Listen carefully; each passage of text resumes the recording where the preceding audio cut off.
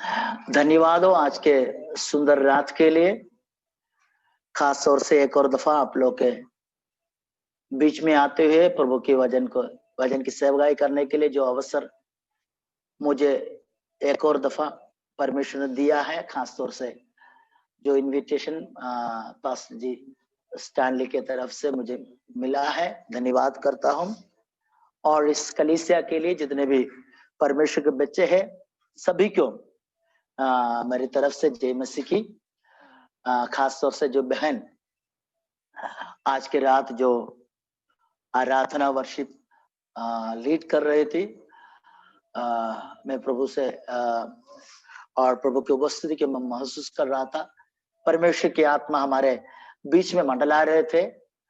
उस बहन को भी परमेश्वर खास आशीष दे और बहुतायत के साथ और इस्तेमाल करे। जितने भी कलीसिया के सदस्य हैं और जितने भी प्रभु के दास हैं सभी को, आप सभी को मेरे तरफ से एक और दफा जय मसीह की। जल्दी से जल्दी हम परमेश्वर की वचन की ओर अपने ध्यान लगाएंगे। उसके आधार पर जो बीते हुए दिनों में हमने बाइबल से परमेश्वर की वचन से हमने सीखा था परमेश्वर की हजूरी में कैसे हमने प्रार्थना करना है, उसके बारे में हमने बीते हुए दिनों में सीखा था। परमेश्वर की आत्मा ने हमें उन बातों से हमें मदद की थी। आज की रात वचन की ओर आगे बढ़ने से पहले 2-3 शब्द आप लोग के साथ, जो पुराना नियम है जो नया नियम है, इस दोनों के बीच में जो अंतर है इसके बारे में चंद बातें आप लोग से बताते हुए आज की वचन की ओर हम बढ़ेंगे। क्यों ना हम अपने आंखें प्रभु की हजूरी में बंद करें, अपने सिर को झुकाइए। 1-2 पल प्रभु की हजूरी में आप अपने जुबान खोलते, जहां कहीं भी आप बैठे हैं वहां से अपने मुंह खोलते प्रभु की हजूरी में हम मिलके क्यों ना हम प्रार्थना करें, क्यों ना हम अपने सिर को झुकाएं। 1-2 पल प्रभु की हजूरी में प्रभु से प्रार्थना करें ताकि प्रभु की आत्मा उसके वचन को हमें समझाइए और हमारे दिल दिमाग को खोल दे ताकि हम उस वचन को गहराई से समझे और हमारे जीवन में लागू करने के लिए परमेश्वर हमें मदद करे। Thank you, Holy Spirit. Thank you, Holy Spirit. We thank you, Lord. We thank you, Lord. We thank you, Lord. प्रभु हम धन्यवाद करते हैं आपके हजूरी के लिए, आपका उपस्थिति में आते हुए प्रभु आपको धन्यवाद करने के लिए जो अवसर तूने हमें दिया है। धन्यवाद करता हूं प्रभु। खास तौर से तेरे बच्चे जहां कहीं भी बैठे हैं प्रभु, जितने भी आज के रात प्रभु तेरे हजूरी में बैठे उन सभी को तेरी आत्मा छू ले, सभी का दिल दिमाग को तू खोल दे ताकि वो वचन को गहराई में समझने में, वचन को गहराई में प्रभु प्राप्त करने में उनके दिमाग को, दिल को तू खोल दे। प्रभु जो बीमार है आज के रात प्रभु तू उनको चंगा कर, जैसे तेरी वचन में लिखा गया है। तेरी वचन हमें वजन को भेजते तू हमें चंगाई देते हैं प्रभु। आज के रात जो बच्चे आज बीमारी की हालत में है, जो प्रभु तेरे हजूरी में आने से पीछे जो लोगों को किया है, यीशु नासिर के नाम से प्रभु उनके जीवन में आज के रात परमेश्वर तेरी वचन बहुतायत के साथ उनमें प्रभु कार्य करने पाए ताकि प्रभु के हजूरी में, नजदीकी में आने में, बहुत करीब में आने में सभी को तू मदद कर। वचन को तू खोल दे, हमारे दिल दिमाग को तू खोल दे ताकि हम तेरी वचन को गहराई में समझने में तू हमें मदद कर। सारी आदर जलाल तुझे देते यीशु नासिर के नाम से मांगते, सुन और ग्रहण कर। जोर से बोलिएगा आमेन। सब अपने हाथ हिलाते हुए, हाथ ऊंचा करते हुए जोर से कहिए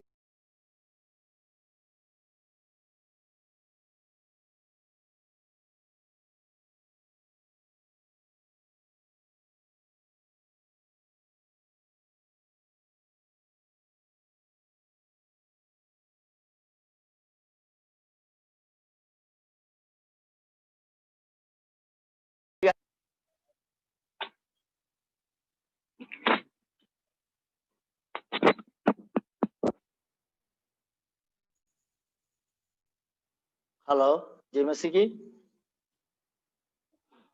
जय मसीह की। बीच में एक कॉल आया था, अनजान से वो कॉल।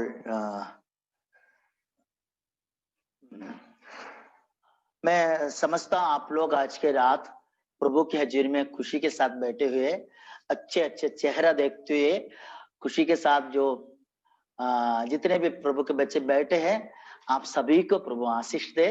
प्रभु के वचन बाइबल में ऐसे लिखा गया है, जब हम प्रभु की हज़ूरी में आते हैं खुशियों के साथ आना है। पुराने नियम में ऐसे लिखा गया है, जो संत लोग के बारे में ऐसे लिखा गया है, किसी ने आके उनसे ऐसे कहा, क्यों ना हम प्रभु के भवन में जाए। इतने शब्द सुनने के टाइम बाइबल में ऐसे लिखा गया, वो अपने मन में मगन हुआ है या आनंदित हो गया है। मतलब वो ना या तो प्रभु के भवन में पहुंचा है, या तो भाषण सुना है, या तो भविष्यवाणी सुना है, कुछ भी नहीं हुआ, केवल इतनी ही सुना है, क्यों ना हम प्रभु के भवन में पहुंचे, क्यों ना हम प्रभु के भवन में जाए। इतनी सुनने के टाइम बाइबल में ऐसे लिखा है, पुराने नियम के संत लोग क्या हुआ, वो आनंदित हो गया था। मेरी बातें आप समझ रहे हो? पुराने नियम के संत लोग जब पवित्र स्थान में जाने से पहले, या पवित्र वचन सुनने से पहले, या चंगाई पाने से पहले, आशीषें पाने से पहले, केवल इतना ही सुना, क्यों ना हम परमेश्वर के भवन में जाए। इतने ही सुनने के टाइम क्या हुआ, वे आनंदित हो गया है। ये पुराने नियम के संत लोग हैं। अगर ऐसे है तो नया नियम क्या है? बाइबल में ऐसे लिखा है, तुम ये नहीं जानते तुम ही परमेश्वर का मंदिर हो। आप अपने सिर पे हाथ रखे हुए ये बताना, मैं कौन हूं? परमेश्वर का मंदिर हूं। जितने भी परमेश्वर के मंदिर है वो अपने सिर पे हाथ रखते हुए क्या बोलना, मैं कौन हूं? परमेश्वर का मंदिर हूं। इसका मतलब क्या है? पुराने नियम में मंदिर जाने से पहले, जाने के बारे में सुनने के टाइम उनका मन में क्या आया? आनंद आया है। इसका मतलब नया नियम का शब्द लोग क्या होना चाहिए? आपको देखने का टाइम दूसरे के मन में क्या आना चाहिए? आपको देखते हुए उनका मन भरना चाहिए, वो आनंदित होना चाहिए। क्यों? परमेश्वर ने किसको मंदिर ठहराया है? नया नियम में मैं और आप परमेश्वर का मंदिर है। आज थोड़ा सा बात पुराना नियम और नया नियम के बीच में क्या है अंदर, इसके बारे में थोड़ा से बता के मैं आज के वचन की ओर बढ़ूंगा। अभी सोच लीजिए, पुराना नियम में ऐसे एक भक्त था जिसके नाम हो एलिया नबी। उस भक्त के संत के नाम क्या है? भविष्यद्वक्ता एलिया। वो परमेश्वर के लिए बहुतायत के साथ प्रभु ने उसको क्या किया? इस्तेमाल किया है। वो भविष्यद्वक्ता जिस जमाने में वो जी रहा था, उस जमाने में परमेश्वर ने उसको ऐसे संभाला है, प्रभु की आत्मा दुश्मनों के सामने छिपाते हुए उसको रखा है। दुनिया ने कहा अभी तुझे खत्म करूंगा, उसके बीच में भी परमेश्वर ने क्या किया? उसको छिपाया है। और दूसरी बात, बाइबल में ऐसे हम देखते हैं, उस व्यक्ति के जीवन में अकाल आने के समय, मतलब सारे दुनिया में, इस्राएल के सभी इलाका में अकाल था। काफी समय से बारिश नहीं आ रहा था, तो पूरे उन जमाने के लोग क्या? अकाल में और तंगी में, मुसीबत में था। तो हम जब एलिया नबी के बारे में पढ़ने के टाइम हमें ऐसे पता चलता है, एलिया नबी को परमेश्वर ने कैसे चलाया। कौवा उसको क्या करते थे? रोटियां और क्या लेके आते थे? बोलिएगा। रोटियां। मैं सोचता हूं आप सभी खाना खाते आज के शाम बैठे हैं, है कि नहीं? जितने भी खाना खाया थोड़ा हाथ हिलाइए, सभी खाना खाया होगा। सोच लीजिए, कौवा क्या देते थे? रोटी भी देते थे, उसके साथ साथ उसको मांस भी खिलाते थे या मीट भी देते थे। तो मैंने ऐसे कई दफा नया नियम के विश्वासी लोग कई दफा ऐसे प्रार्थना करते हुए सुना है, जैसे एलिया नबी को तूने कौवा के द्वारा उसको संभाला है, खाना खिलाया है, प्रभु हमें भी क्या करना है? ऐसे ही खाना खिलाना है। आमीन। मैं आप लोग से ये सवाल पूछना चाहता हूं, क्या कभी आपने ऐसे प्रार्थना नहीं किया हो कि प्रभु जैसे तूने एलिया नबी को चलाया है, तुम हमें भी ऐसे चलाओ या चलाइए? तो मेरा सवाल ये है, एलिया नबी को परमेश्वर ने जिस रीति से संभाला है, जिस रीति से उसको खाना खिलाया है, जिस रीति से उसको उसके लिए सब बातें इंतजाम किया है, वो चमत्कार की बात है। कभी भी उसके लिए शक नहीं है, वो चमत्कार की बात है। लेकिन वो एलिया नबी कौन था? बाइबल के अनुसार हम देखने के टाइम एलिया नबी के बारे में ऐसा लिखा गया है, वो कौन है? नया नियम के अनुसार वो पुराना नियम के समझ लोग दास या दासिया होते हैं। नया नियम के अनुसार पुराना नियम के समझ लोग बाइबल के अनुसार कौन है? दास या दासिया होते हैं। वो दास या दासी को परमेश्वर ने क्या किया? कौवा के द्वारा खाना खिलाया है। वो एक अद्भुत परमेश्वर की योजना थी, एक अद्भुत क्या बोलते हैं, परमेश्वर उसके लिए भोजन का इंतजाम किया है कौवा के द्वारा। तो कई नया नियम के समझ लोग आज भी प्रार्थना करते, क्यों ना प्रभु जैसे एलिया नबी को तूने खाना का प्रबंध किया है, खाना का इंतजाम किया है, परमेश्वर वैसे हमें भी क्या करना है? खाना का प्रबंध करना है। ये नया नियम में प्रार्थना हमारे लिए सूटेबल है कि नहीं? पुराने नियम के एलिया नबी कौन था? वो दास था। नया नियम में हम कौन है?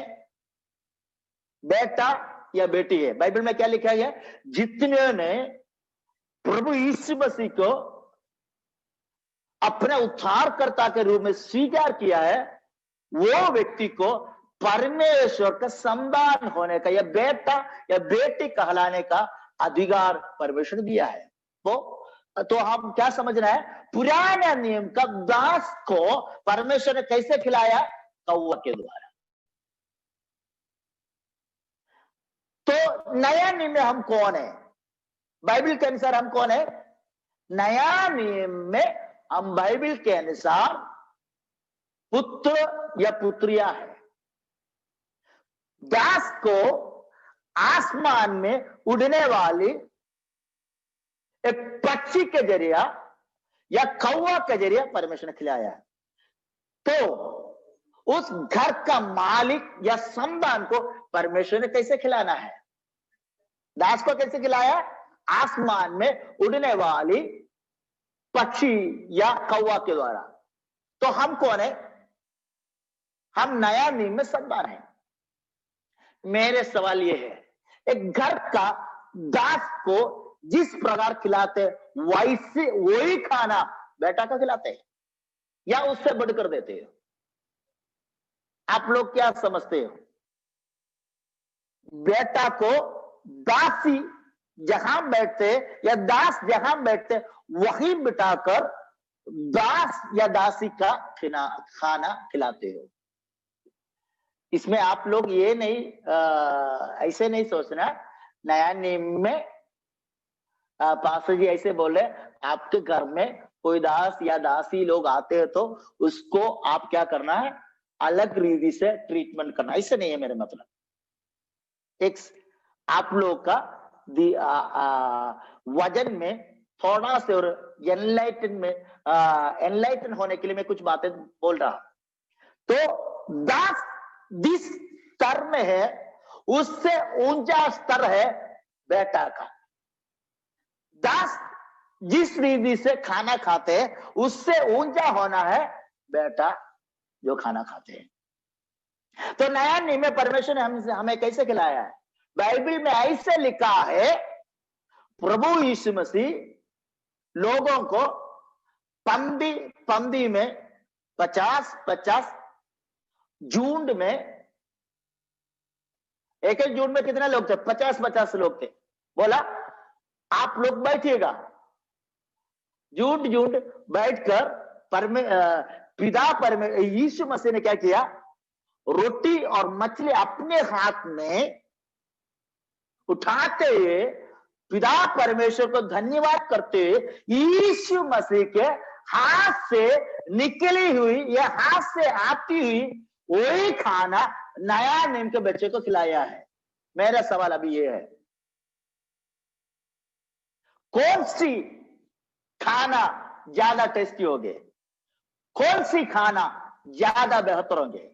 कौवा के हाथ से खाया हुआ खाना बेहतर है या उससे बेहतर हो बेटा यीशु मसीह के हाथों से आशीर्वाद किया गया भोजन हमारे जीवन में आना? कौन सी अच्छा होगा, कौवा के द्वारा या पुत्र यीशु मसीह के द्वारा? आप लोग कौन सी खाना ज्यादा पसंद करते हैं? कौवा खाना खिलाना ज्यादा पसंद करते हो, यीशु मसीह आपको स्वयं अपने हाथ में खाना आशीर्वाद करते देना, कौन सी बातें आप ज्यादा पसंद करेंगे? कोई बोल सकते हो कौन सी ज्यादा अच्छा होगा? कौवा के द्वारा आया हुआ खाना ज्यादा अच्छा होगा या उससे बढ़कर अच्छा होगा यीशु मसीह की? मैं एक और बातें आप लोग के सामने दर्शाना चाहता हूं। यीशु मसीह ने जब गलील के काना के घर में जहां शादी हो रहा था, वहां दाखरस, बाइबल में ऐसे लिखा गया, वो थोड़ा कम पड़ गया था। यीशु मसीह ने जो सेवक लोग हैं उनसे ऐसे कहा, तुम लोग क्या करो, इस बर्तन में पानी भरो। यीशु ने कभी पानी में हाथ नहीं रखा, यीशु ने कभी कुआं से पानी नहीं निकाला। यीशु ने सिर्फ सेवक लोग से कहा, तुम क्या करो, तुम ये करो, वो कुआं से पानी इस बर्तन में भर दीजिए। बाइबल में ऐसा लिखा है, यीशु मसीह के बात सुनते हुए, वाणी सुनते हुए भरा हुआ उस पानी को वे लोग जो शादी में बैठे हुए थे, वे लोग चखने के टाइम ऐसे वे लोग ने बताया है, इतनी टेस्टी, इतनी उत्तम दाखरस हमने कभी भी कहीं भी नहीं पिया हो। मेरा सवाल यह है, क्या यीशु मसीह ने उस पानी पर छुआ? नहीं छुआ है। यीशु मसीह ने पानी कुएं से निकाला? नहीं निकाला है। सिर्फ यीशु ने कहा, ये जाके लोगों को दीजिएगा। इतने कहने के टाइम सिर्फ यीशु मसीह के वाणी सुनते हुए भरा हुआ मटके से निकाली गई पानी में वो छकने के टाइम लोग ने कहा, इतनी उत्तम दाखरस हमने जिंदगी में कभी भी स्वाद नहीं किया हो। तो मेरी सवाल यह है, यीशु मसीह के स्पर्श ना लेते हुए, सिर्फ वाणी सुनते हुए दाखरस में इतनी बदलाहट, इतनी टेस्टी आने का संभावना है तो यीशु मसीह के हाथ से उसने टुकड़ा किया गया, आशीर्वाद किया गया खाना अगर आप चखेगा तो दुनिया में कोई मम्मी ऐसे होंगे इतनी टेस्टी खाना हमने खिलाने के लिए संभावना है। मैं ये समझता हूं कोई मम्मी आज तक ऐसे खाना पका नहीं होगा जैसे यीशु मसीह ने जो आशीषित किया खाना खाया हुआ व्यक्तियों ने जो खाया हो, इतनी टेस्ट थी, इतनी स्वाद थी। तो मेरा खाने का मतलब क्या है? नया नियम में जो बच्चा या प्रभु के क्या बोलते हैं समझ लोग या उसका पुत्रिया या पुत्र लोग प्रार्थना करने के टाइम क्या प्रार्थना करना चाहिए? जैसे एलिया नबी को खाना खिलाया है उसी प्रकार हमें भी आप क्या करना है? खाना खिलाना है। तो मेरा सवाल ये है, यीशु मसीह एक तरफ खड़े हैं, वो अपने हाथ से खाना दे रहे हैं, आप पूछ रहा है हमें वो नहीं चाहिए, हमें किसकी खाना चाहिए? कौवा की। नया नियम में वो प्रार्थना थोड़ा नीचे के स्तर में आ जाता है ना। मेरी प्रकाशन को आप लोग समझ रहे, वचन के प्रकाशन को आप लोग समझ रहे हो? तो नया नियम की प्रार्थना एक अलग सी प्रार्थना है, समझ में आ रहे? तो खाना खिलाने के दास को कौवा के द्वारा, हम कौन है? उसके पुत्रिया है, पुत्र है, तो हमें कैसे खिलाएंगे? कौवा के जरिया ने हमें उसका पुत्र के जरिया। तो मतलब यह है सबसे उत्तम चीज नया नियम के विश्वासी के लिए है। आप लोग खुश है कि नहीं?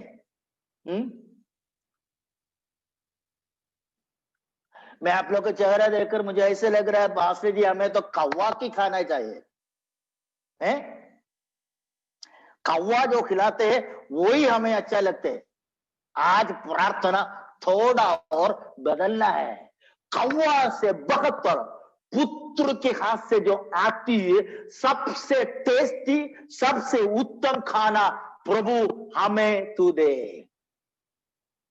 नया नियम में और थोड़ा से आगे हम जाएगा तो यीशु अपने चेले लोग से बातचीत कर रहा है एक छोटा सा कमरे के अंदर, जहां यीशु मसीह अपने चेले लोग से खाना आपस में बांट रहा है। यीशु मसीह क्या बोल रहा है? ये मेरा शरीर है, ये मेरा लहू है, तुम मुझे खाओ, मुझे तुम पियो। तो मेरा सवाल यह है, यीशु मसीह के हाथों से निकली हुई मच्छी और क्या बोलते हैं रोटी खाने के टाइम इतनी टेस्ट है, तो यीशु मसीह को अगर खाने के लिए आपको देगा तो बोलिएगा क्या वो खाना दुनिया में सबसे कोई आज तक इवन भावना भी देख नहीं सकते इतनी उत्तम होगा उनसे डायरेक्ट हम खाना। क्योंकि वो क्या दे रहा है? वो खुद अपने शरीर को, खुद अपने लहू को। तो मेरा सवाल है, आजकल चर्च आजकल इसलिए नहीं चला जा रहा है, क्या बोल रहे? जो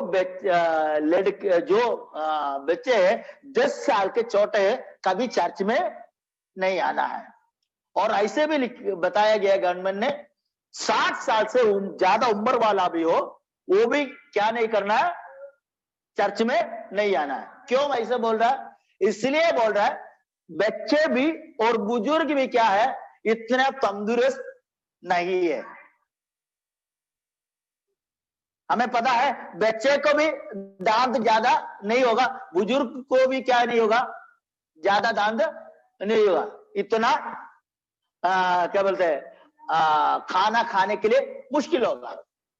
तो खाना क्या करते, हमारा तंदुरुस्ती को,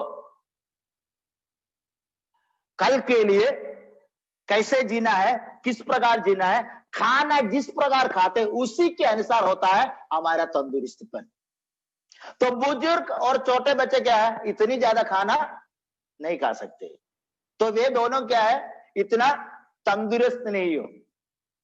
लेकिन मेरा एक सवाल यह है, यीशु मसीह क्या लिखा है, जो मुझसे पियोगे, जो मेरे लहू पियोगे, जो मेरा शरीर को, मांस को खाओगे, क्या वो मरेंगे, ऐसे लिखा है? जो मुझसे खाओगे वो नहीं मरेंगे, वो क्या है, हर परिस्थिति में आप क्या होंगे, तंदुरुस्त होंगे। हालेलुया। तो आज के रात एक दो पल हम प्रार्थना करने के लिए जा रहे हैं, इसलिए प्रार्थना करना है। कई दफा कलीसिया में हम देखने के टाइम कई लोग क्या होते हैं, कई बुजुर्ग लोग बोलते हैं हमें तो बिल्कुल कुछ करने के लिए सामर्थ नहीं है, कोई हमें क्या करना है, सहारा देना है, कोई हमें क्या करना, मदद करना है। बुजुर्ग लोग, ये भी साथ साथ आप लोग मन में ध्यान रखना है, हमारे पास कोई बुजुर्ग हो, मम्मी हो या पापा जी हो, उसको हम क्या करना है, मदद करना है। लेकिन इसके साथ ही साथ वचन सुनने वाला बुजुर्ग लोग ये भी समझ रहा है, अगर आप प्रभु भोज खाओगे, प्रभु क्या बोलते हैं, वचन से खाओगे और आत्मा को आप अपने जीवन में स्वीकार करोगे, कोई आपका शरीर में बलहीनता नहीं होंगे। क्या होगा, यीशु मसीह में जो सामर्थ्य है, जो तंदुरुस्ती है, विश्वास करने वाला के जीवन में भी ऐसे ही होंगे। क्या सबूत है वचन में, ऐसे सबूत है बाइबल में सबूत है। बाइबल में पुराना नियम एक समृद्ध लोग था, समृद्ध व्यक्ति था, उसका नाम हो मूसा। आप सभी ने सुना होगा, किसका नाम है, मूसा। वो 30 लाख लोग को सेवकाई में क्या किया, चर्च चलाने वाला था, मरुस्थल का सभा को चलाने वाला था। उसको मरने के वक्त में ऐसे लिखा गया बाइबल में, उसके मरने मृत्यु के बारे में ऐसे लिखा गया, जब वो अपनी 120 की आयु में थे, उस वक्त तक उसका आंख में रोशनी कम नहीं था, मतलब अच्छी रीति से दिखाई देते थे। और दूसरी बात ऐसा था, उसका हाथ पैर में कोई समस्या नहीं था, मतलब वो 120 आयु में भी तंदुरुस्त थे। समझ में आ रहे, कितनी आयु था उसका, 120। ना तो उसका रोशनी कम हुआ, ना तो उसका बल घटा भी हो। तो उसका मतलब क्या है, वो 120 साल में भी बाइबल में जब हम पाया जाता है, उसको परमेश्वर कहा, मूसा तुम कहां आ जाओ, तुम पर्वत के ऊपर चढ़ो। कितने साल में बोल रहे, 120 साल में। हमारे बुजुर्ग आंधी लोग, बुजुर्ग अंकल लोग से हम बोल रहे प्रार्थना 2 मंजिल के मकान पे सीढ़ी चढ़ना है, वो लोग क्या बोलेंगे, पास्टर जी हम घर पे बैठ के प्रार्थना करोगे, क्यों, हमारा घुटने में क्या है। कई अंकल लोग क्या बोलेंगे, सीढ़ी चढ़ने पे छाती पे क्या होता है, दर्द है। क्या हो गया हमारे विश्वासी लोग को, है विश्वासी लोग सोचते हैं आयु बढ़ गया है, बुजुर्ग हो चुका है, बुजुर्ग होने का टाइम क्या हो जाएंगे, सारे बिस्तर में ही लेटना है। लेकिन आज मैं ये खुशखबरी आपसे बोलना चाहता हूं, नया नियम की खासियत में बोलना चाहता हूं। आप ये समझ रहा है, पुराना नियम में मूसा कौन थे, दास थे। उसका बेल कभी घटा नहीं। दूसरी बात, उसका आंख की रोशनी भी कम नहीं हुआ। तो नया नियम में हम कौन है? हम उसका पुत्र या पुत्री है। तो जिस घर में नौकर था उसका बेल घटा नहीं, उसका रोशनी कम नहीं हुआ, तो मालिक कितने अधिक सामर्थ्यशाली होना चाहिए, है कि नहीं? बेटा कितने अधिक सामर्थ्यशाली होना चाहिए? बोलिए। मैं आज से प्रभु की वचन में विश्वास रखती हूं या विश्वास रखता, मेरा बेल घटेगा नहीं। बाइबल में क्या लिखा है? निर्बल विश्वास करो। हम कौन है? बलवंत है। निर्बल क्या कहना चाहिए? लेट द वीक से आई एम स्ट्रॉन्ग। आप कौन है? आप बलहीन नहीं है, मसीह यीशु में आप शक्तिशाली है। बोलिएगा, आप कौन है? मसीह में बलवंत है, शक्तिशाली है। हालेलुया। तो सबसे पहले हम मिलके एक बात प्रार्थना करें। क्या प्रार्थना करना है? सब, मैं आज आप बीमार लोग के लिए प्रार्थना नहीं करूंगा, आप खुद ही अपने शरीर पे हाथ रखते हुए कहना है, मैं कौन हूं? मैं प्रभु का बेटा या बेटी हूं। तो पुराना नियम में एलिया नबी, जिसको कौवा के द्वारा खाना खिलाया था, और दूसरे हम देखा जाते हैं किसके द्वारा? स्वर्गदूत ने आकर क्या खिलाया है? रोटियां दिया है। तो स्वर्गदूत और कौवा के द्वारा खाया गया रोटी और मांस खाने वाला एलिया नबी को हम देखते 40 दिन रात बिना थकते हुए उसने क्या किया? सफर किया है। सोच लीजिए, 2 दिन अगर हम नहीं सोया होता, अगर होता है तो क्या हो जाएंगे? तीसरा दिन हमारे शरीर क्या हो जाएंगे? एकदम थकावट महसूस करेंगे, है कि नहीं? बोलिएगा। आज पूरा रात मीटिंग चल रहा है, अगला दिन रात मीटिंग चल रहा है, अगला दिन भी मीटिंग चल रहा है, क्या हो जाएंगे? आस्ते आस्ते विश्वासी लोग का आंख क्या हो जाएंगे? बीच में पासबान जी आकर क्या करना चाहिए? है किसी किसी के आंख में क्या होता है? वचन ऐसे सुनने के टाइम ऐसे लगता है झूला में पास्टर जी क्या करा रहा है हमें। झूला में क्या करते हैं लोग? बैठकर ऐसे झूला करते हैं, उस समय क्या हो जाता है? नींद आ जाता है। तो मेरा कहने का मतलब, स्वर्गदूत ने जो खाना खिलाया हुआ 10 व्यक्ति 40 दिन रात बिना सोते हुए, दिन रात पैदल चलने का वक्त भी उसको क्या नहीं हुआ? थकावट नहीं आया। हम क्या हो जाएंगे? एक दिन दौड़ने से थकावट आ जाएगा, 1 घंटे दौड़ने से क्या हो जाएंगे? थकावट आ जाएंगे। तो मेरा कहना क्या है? आप समझना है, नया नियम सबसे उत्तम नियम है। हम कौन सी हिस्सा में है? नया नियम का भाग में है। तो पुराना नियम के शब्द को इतनी ज्यादा उसके तंदुरुस्तीपन में परमेश्वर जो उसका मालिक थे इतना इच्छुक है, तो क्यों ना नया नियम के पुत्र पुत्रियों के बारे में, आपके तंदुरुस्ती के बारे में प्रभु यीशु मसीह इच्छुक है कि नहीं? क्या आप सोचते हैं? बोलिएगा। कई लोग ऐसे बोलते हैं, मुझे यीशु ने क्या किया? बीमार किया। ऐसे करते हो? यीशु नहीं करते हैं। उसने मुझे गिरा दिया, ऐसे करते हो? यीशु नहीं गिराते हैं। बाइबल में ऐसे लिखा, तेरा पाव कभी पत्थर में ठेस कर ना होने के लिए वो क्या करते? स्वर्गदूत से तेरे बारे में, हमारे बारे में क्या किया? आज्ञा दिया है।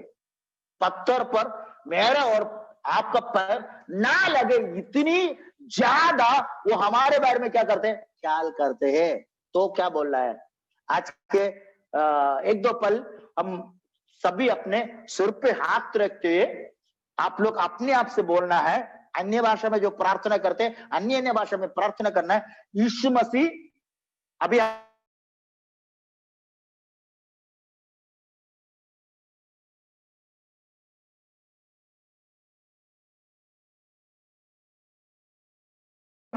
इस ये जो महीना कल 10वीं महीना में 10वीं, तो 10वीं महीना में प्रवेश करने से पहले आज रात बोलना है, बलहीन की आत्मा मुझ पर हावी नहीं होने का अधिकार है। क्यों? मैं यीशु मसीह पर विश्वास रखता हूं या यीशु मसीह पर विश्वास रखती हूं। आप अपने सिर पे हाथ रखते हैं, आज के रात बोलना है, थकावट की आत्मा, बलहीन की आत्मा, बीमारी की आत्मा मेरा शरीर को छोड़ के चले जाए। आप अपने मुंह से कहिए, सब अपने मुंह खोलते वजन को क्लेम करें। आप अपने दिल से वजन को क्लेम करें। मैं विश्वास रखती हूं, मैं विश्वास रखता हूं। अगर तूने मूसा को इतनी तंदुरुस्ती दिया, तो अगर तूने तेरे दास जो एलिया नबी है, जिसके पास स्वर्गदूत ने आकर रोटियां खिलाने के टाइम इतनी सामर्थ उन पर आया है, तो बिना थकते 40 दिन रात अगर वो पैदल जा सकता है, तो मैं प्रभु भोज खाने वाला, प्रभु का वजन खाने वाला, प्रभु की आत्मा से पीने वाला विश्वासी या विश्वासिनी हूं। मेरे ऊपर बलहीनता की आत्मा का कोई अधिकार नहीं है। 2-3 मिनट आप अपने मुंह खोलते प्रभु की आत्मा से और पिता परमेश्वर के हजूरी में एक बेटा का हक समझते हुए, आप बेटा है या बेटी है, ये वारिश को समझते हुए, आपका अधिकार को समझते हुए, इनहेरिटेंस को समझते हुए, आपका शरीर पर कहिएगा, बलहीनता की आत्मा हट जाए, खून की बीमारियां हट जाए, छाती पे दर्द लाने वाले बीमारियां हट जाए। यह शरीर परमेश्वर की मंदिर है, यह शरीर यीशु मसीह बसने वाला शरीर है, यह शरीर परमेश्वर चुना हुआ शरीर है। इसमें कोई शैतान की अधिकार प्रभुत्व नहीं कर सकते हैं। क्यों? मैं बेटा हूं, मैं बेटी हूं। यीशु नासरी के नाम से मैं हुक्म देता हूं, हुक्म देती हूं, छोड़कर चले जाए। 2-3 मिनट आप अपना मुंह खोलते प्रभु से प्रार्थना करें। होडा राबा शियाला गराबा अडगा राबा लबौशसी लदनम।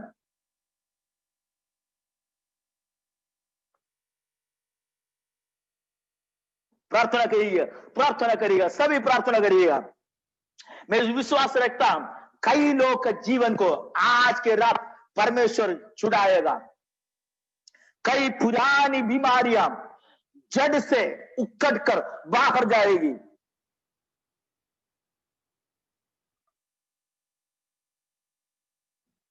कोई बीमारी की विषय में आप चिंता नहीं होंगे, क्योंकि आपके शरीर पर लगातार यीशु मसीह को मृतकों से जिलाने वाली आत्मा, वो ही आत्मा आपके शरीर पर बसती है। बोलिएगा, यीशु मसीह को मृतकों से जिलाने वाली आत्मा, मृत्यु को हराने वाली आत्मा, वो मुझ पर बसती है, वो मुझ पर वास करते हैं।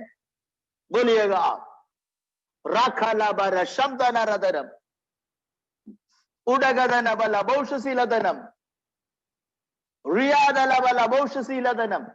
यीशु नासरी के नाम से आज के रात जितने भी इस वचन को दिल से स्वीकार किया है, यीशु नासरी के नाम से वे चंगे हो जाए। एक अनोखा सामर्थ उनके शरीर पे उतर के आने पाए प्रभु। जैसे तेरे वचन में अपने बच्चे के प्रति लिखा है, वो मसीह यीशु में जीवन से बढ़कर है, ये कभी भी थक ना जाए, ये कभी भी गिर ना जाए, ये अपने पद को समझ ले। पुराने नियम से एक बेहतर वाचा है नया नियम। प्रभु तूने हमें नया नियम का वाचा का खून से आपने हमें खरीदा है। यीशु नासरी के नाम से ये परिवार स्वतंत्र हो जाए। तूने हमारी प्रार्थना सुन लिया है, धन्यवाद हो। यीशु नासरी के नाम से मांगते, सुने और ग्रहण कर। जोर से कहिएगा आमेन, बोलिएगा आमेन, आमेन, बोलिएगा आमेन। हाथ तालियां बजाते परमेश्वर को एक दो पल धन्यवाद करें, विश्वास करें। इस 10वीं महीने में अब प्रवेश करेंगे, अब अच्छे तंदुरुस्ती के साथ प्रवेश करेंगे। 10वीं महीने में आने वाले दिनों में अब तंदुरुस्ती के साथ आगे बढ़ेंगे। जो विश्वास करते हैं वो वैसे ही अपने जीवन में ये बात को पाओगे।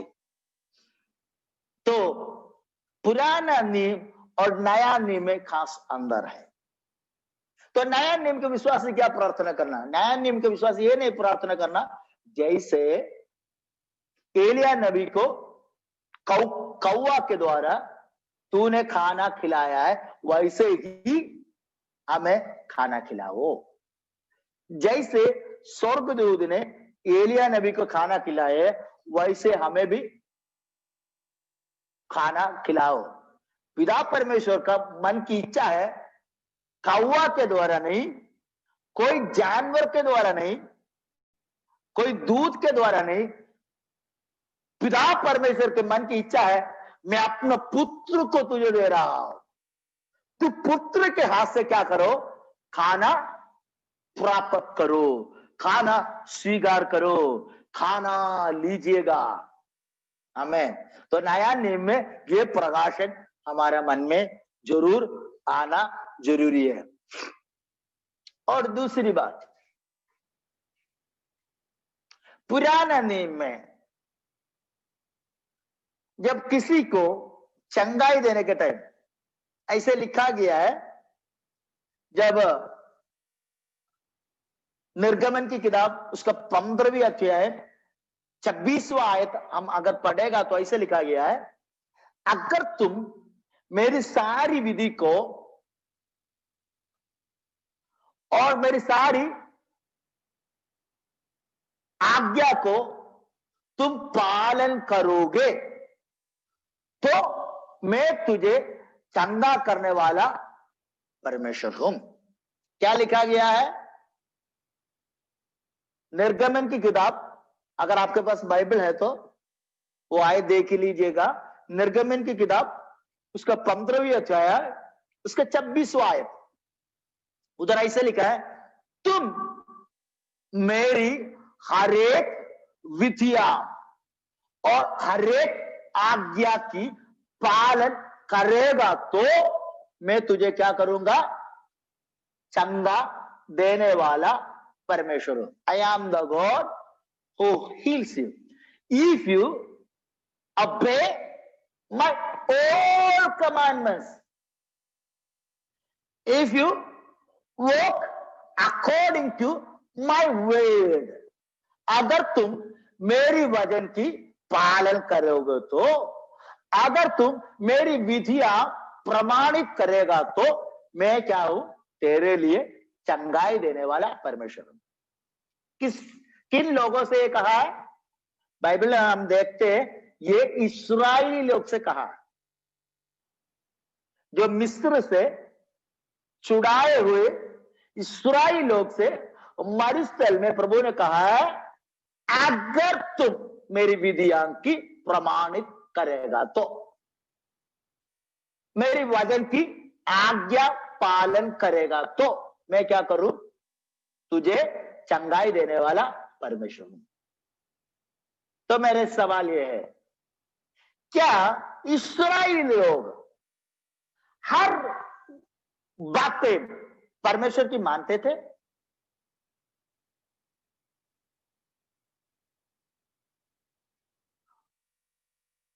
और अब समझ लीजिए, जो 30 लाख से ज्यादा इस्राएली लोग थे, क्या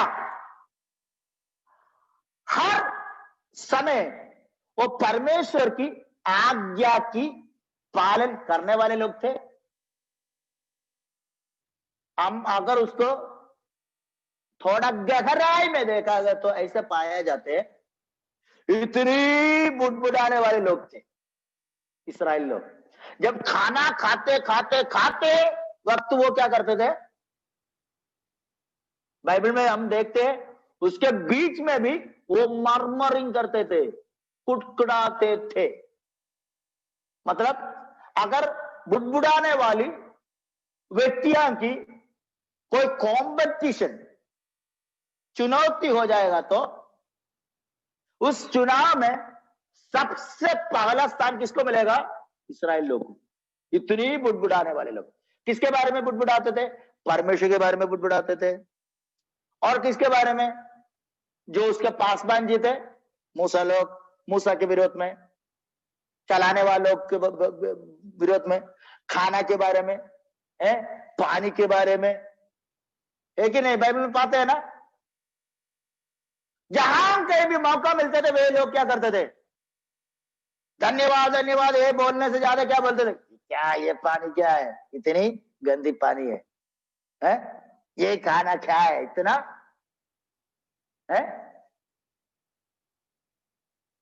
कई बहनें ऐसे बोल रहा है, हमारे पदिया कई ऐसे हैं, इतने अच्छा खाना खिलाने के बाद भी बोलते ये क्या तूने क्या बनाया है?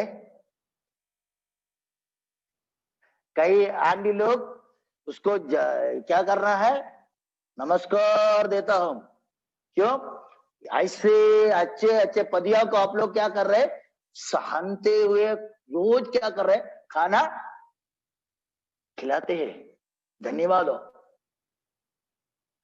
नहीं, हर पदिया ऐसे नहीं करते।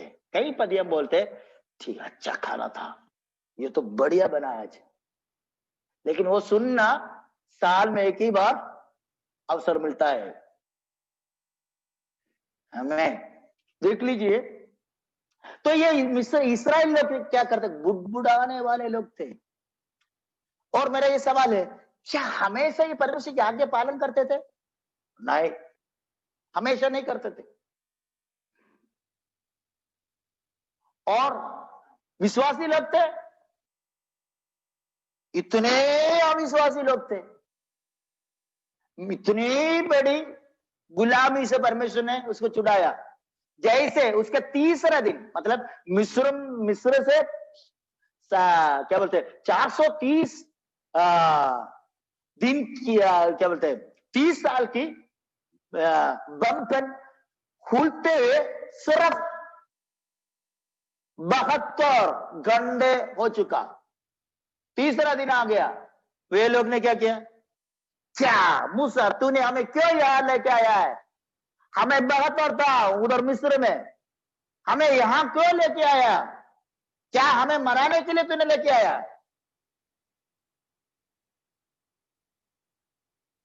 मतलब क्या है, घंटों घंटे के अंदर इनका स्वभाव बदल जाता था।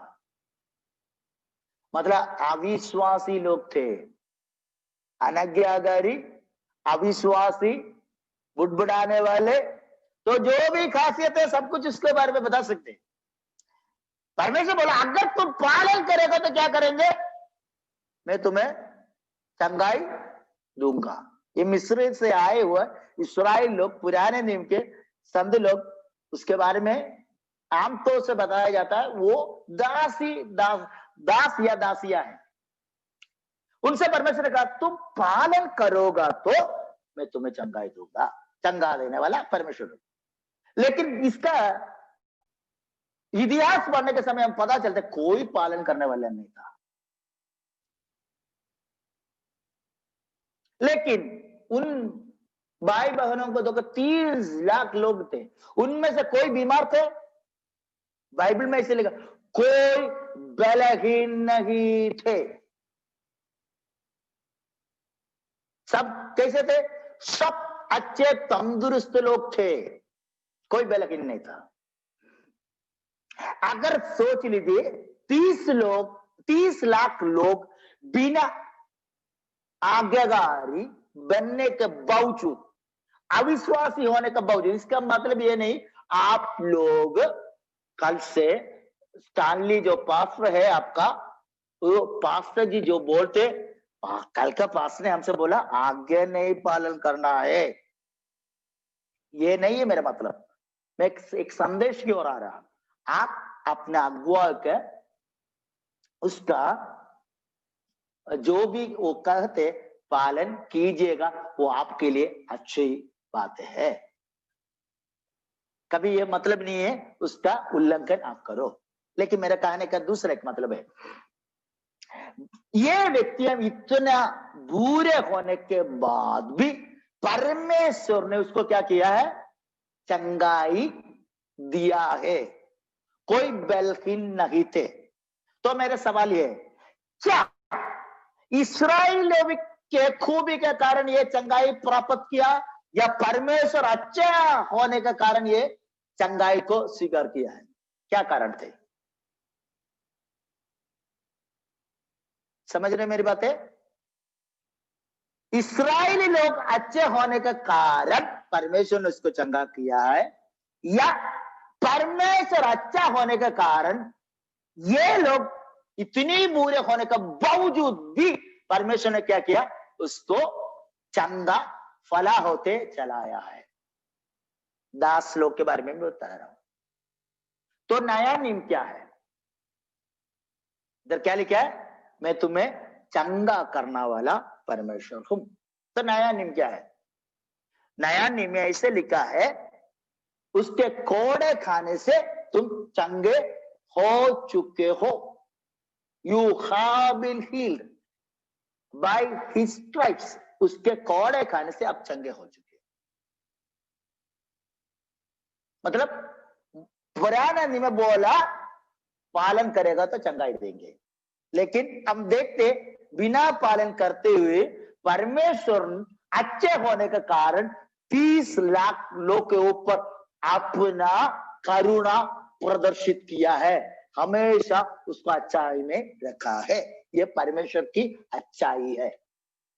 तो नया नियम देखो, तो इधर क्या देखना आप? एक मालिक आपके अपने दास के प्रति इतना अच्छा है, तो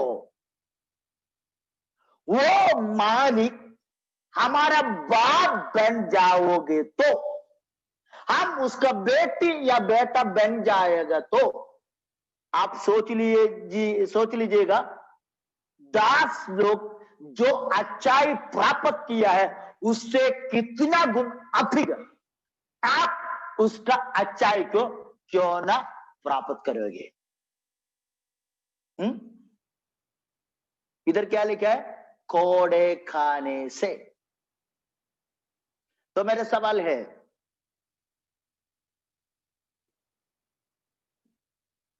आपको बीमारी आने के बाद यीशु मसीह ने कोड़े खाया है, या आप बीमार होने से पहले, आप जन्म लेने से पहले यीशु ने कोड़े खाया है? कब खाया है? बोलिएगा, कब होगा?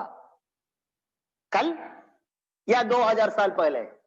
बाइबल क्या बताती है? 2000 साल पहले। इवन आप जन्म लेने से पहले, आपका मम्मी पापा जन्म लेने से पहले, आपका बाप दादा जन्म लेने से पहले यीशु मसीह ने क्या किया है?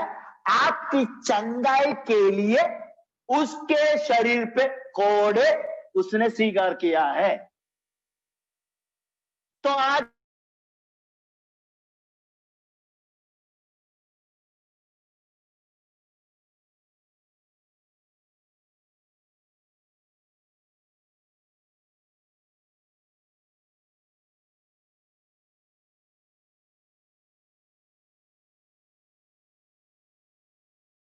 उपवास ना रखो।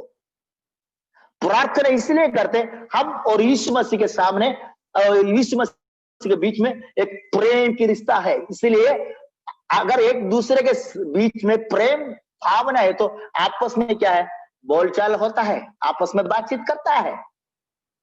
मतलब प्रार्थना इसलिए हम और उसके बीच में क्या है, प्रेम है।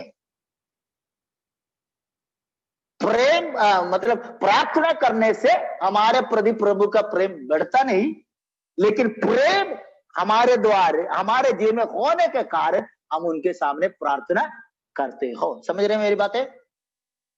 प्रार्थना करने से प्रेम नहीं बढ़ता है, लेकिन प्रेम हुआ है इसलिए क्या करते, 2 घंटे बैठ कर। अभी सोच लीजिए आप लोग क्या कर सकते हैं, सो सकते हैं ना, 11 बजने वाला है, सो सकते हैं। क्यों आप बैठे हैं? ओ स्टैनली पास्टर ने कहा आप नहीं बैठेगा तो डंडा लेके कल आऊंगा, ऐसे बोला है? नहीं। फिर क्या है, यीशु मसीह और आपके बीच में क्या है, एक प्रेम है। उसका वचन सुनना आपके लिए अच्छा लगते हो। समझ रहे मेरी बात है?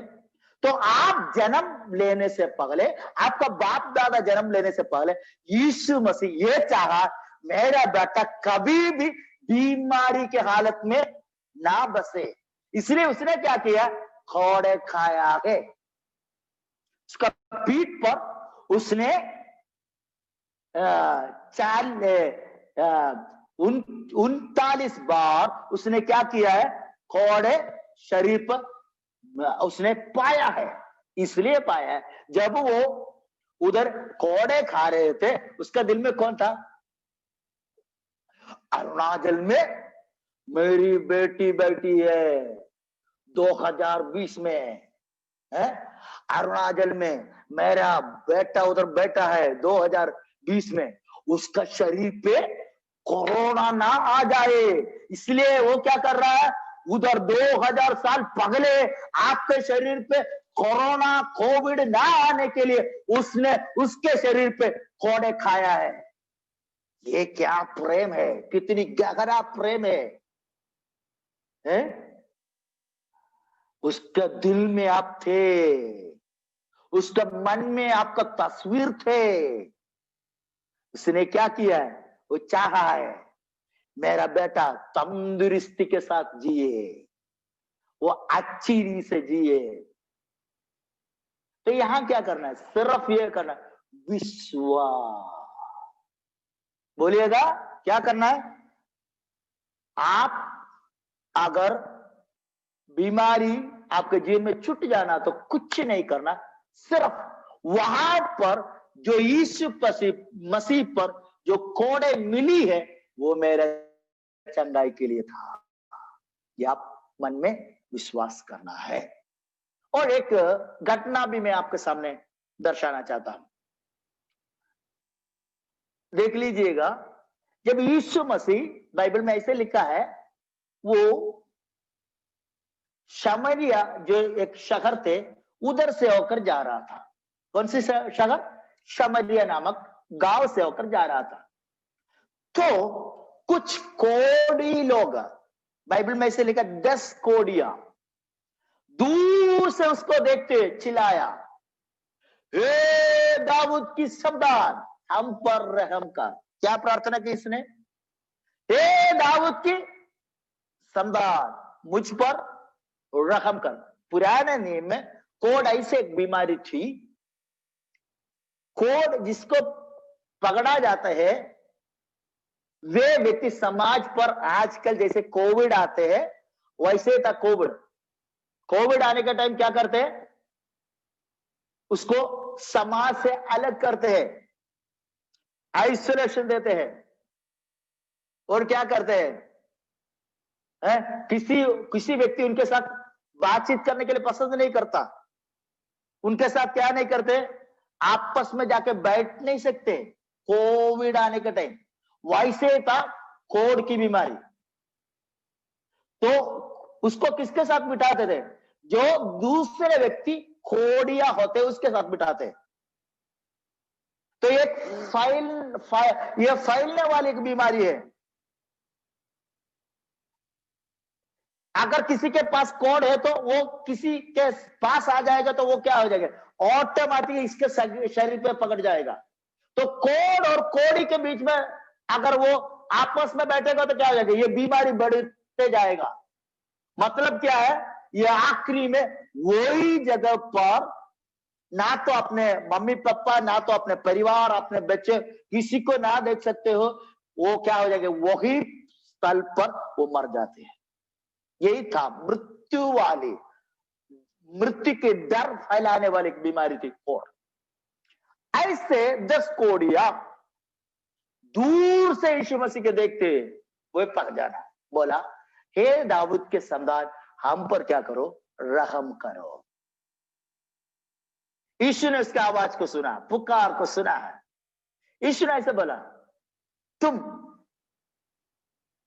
सीधे जाकर महायाजक को अपना शरीर जांचने के लिए प्रदर्शित करो।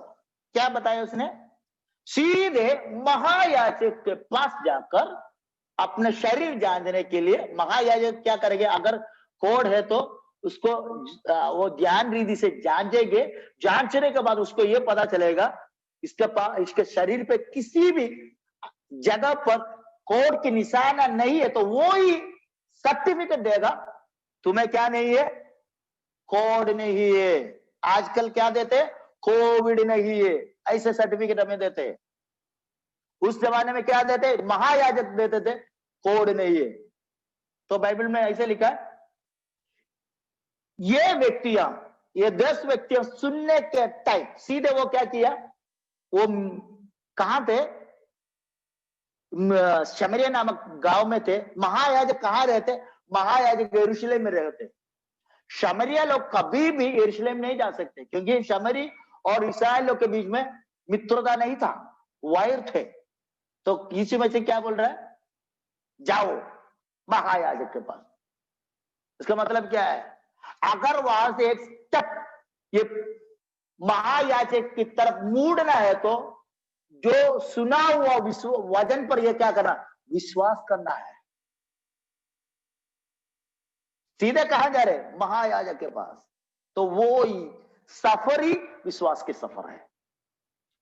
जाते जाते वो 10 की 10 भी क्या हो गया, कोढ़ से छुटकारा पाया है। लेकिन इसमें से एक ही व्यक्ति यीशु मसीह के पास आकर बोला, प्रभु मैं कोढ़ के बीमार वाला व्यक्ति था, मैं अब चंगा हुआ है, आपने मुझे चंगा किया। ये बोलते उसने क्या किया, यीशु मसीह के सामने आकर दंडवत करते हुए उसको क्या किया, आराधना किया है। मेरी सवाल ये है, क्या यीशु मसीह को ये बातें नहीं पता था कि बाकी 9 लोग कभी धन्यवाद करने के लिए नहीं आएंगे, या पता था या पता नहीं था? क्या आपका राय? यीशु मसीह कौन है, सब कुछ जानने वाला परमेश्वर है। इवन आपने अपनी मन में छिपाई हुई बात भी वो जानता है, उसके सामने कोई बात छिपी नहीं है, सब कुछ उसके सामने खुला है। हमें कोई बात उसके सामने छिपा नहीं सकते। Nothing can hidden from our lord, everything he can see because he is omniscient God. वो कौन है, सर्व ज्ञानी परमेश्वर है। तो मेरे मतलब ये, यीशु मसीह ये 10 कोढ़ व्यक्तियों को चंगाई देने के पहले उसको ये बात पता था, ये 10 में से 9 व्यक्तियां कभी भी मुझे आकर धन्यवाद नहीं देंगे, कभी भी मेरे पास लौट कर नहीं आएगा, कभी भी एक दफा भी उसने क्या नहीं कहेंगे, धन्यवाद नहीं कहेगा। वो कभी ये नहीं कहेंगे तू ही प्रभु है, तू ही प्रेमी है, कभी नहीं कहेंगे।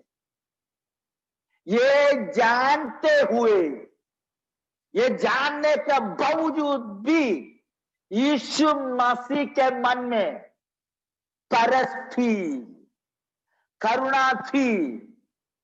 कभी धन्यवाद ना करने वाला व्यक्तियों को भी उसका मन थी उसको चंगाई दे। समझ रहे मेरी बातें?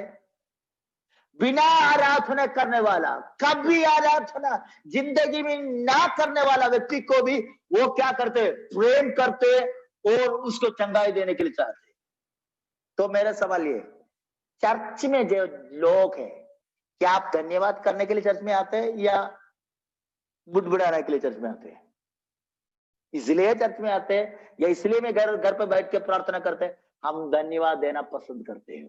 तो मेरा सवाल ये, बिना धन्यवाद करने वाले को अगर वो चंगाई देते हैं तो धन्यवाद करने वाले उसका बच्चे को कितने अधिक चंगे फले रखना वो चाहते हो।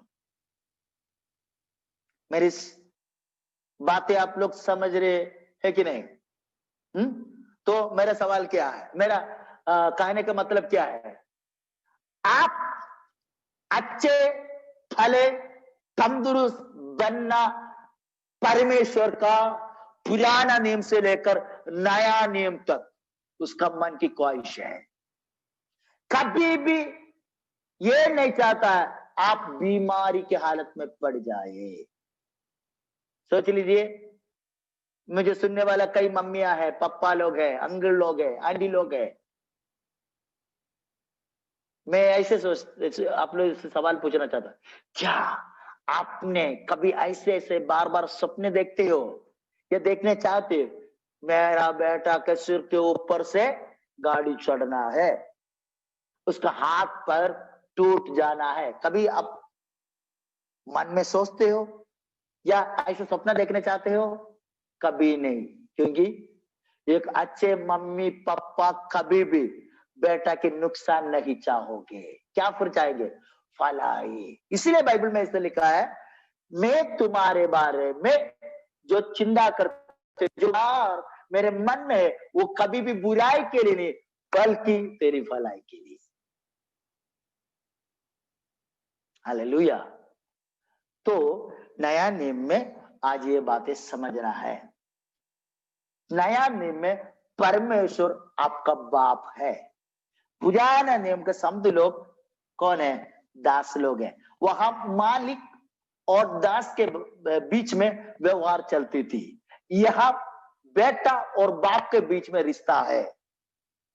तो दास को इतनी अच्छी रीत से चलाया है तो बेटा को कितने अधिक वो अच्छी रीत से चलाएंगे। दास का शरीर को इतने अच्छी रीत से उसने तंदुरुस्ती दिया है तो बेटा को कितने अधिक तंदुरुस्ती देंगे। तो दास की प्रार्थना अगर उसने सुना है तो बेटा का कितने अधिक वो सुनेंगे। तो क्या करना है? कभी भी परमेश्वर के प्रति आपके मन में जो प्रार्थना पुराना नियम के संत लोग से ये और ऊंचाई में या और ऊंचाई स्तर में आपका मन की विचारधारा प्रकाशन पिता परमेश्वर के बारे में आना चाहिए। तब आपका प्रार्थना क्या होंगे? पुराना नियम के संत लोग से बढ़कर आगे बढ़ोगे। तब आपका विचारधारा प्रकाशन कैसे होंगे? उसको चलाने से बेहतर मुझे वो आपको मुझे और आपको वो चलाएगा। आपका मन क्या हो जाएंगे? प्रभु में मगन होते होते जाएंगे। कभी भी आप ऐसे नहीं सोचेंगे मेरा जीवन में क्या होने वाला है। इसलिए नया नियम के शब्द लोग ने ऐसे लिखा, कोई बात की चिंता ना करो, हर बात के लिए प्रभु को धन्यवाद करते हुए और उसके सामने प्रार्थना किया करो। क्या करना? हर बात के लिए आप धन्यवाद कर सकते, क्योंकि जो यीशु मसीह पर विश्वास रखने वाला व्यक्ति के बारे में बाइबल में लिखा गया है, हर बात भलाई को उत्पन्न करेगी, कोई नुकसान नहीं होगा। खास तौर से इस कोविड की महामारी की बीमारी की इस अवस्था में, इस हालत में, इस फैलने वाली बीमारी की इस समय में मैं आप लोग को प्रभु के वचन से हिम्मत या हियाव देना चाहता हूं, कोई हानि आपको नहीं होगी। आप हमेशा प्रभु में बल के साथ, आनंद के साथ आगे बढ़ेंगे। प्रभु आप सभी को आशीष दे। और नया नियम के बारे में, पुराने नियम से बेहतर है नया नियम। कई बातें, एक दो बातें मैं आपसे कहा है, आने वाले समय में जब समय मिलेगा बाकी आप लोग समझाएंगे। प्रभु आप सभी को आशीष दे। सब सुनने वाला, सभी अंकल जी, आंटी लोग, सभी प्रभु के बच्चे, दास लोग, सभी को मेरी तरफ से जय मसीह, गॉड ब्लेस।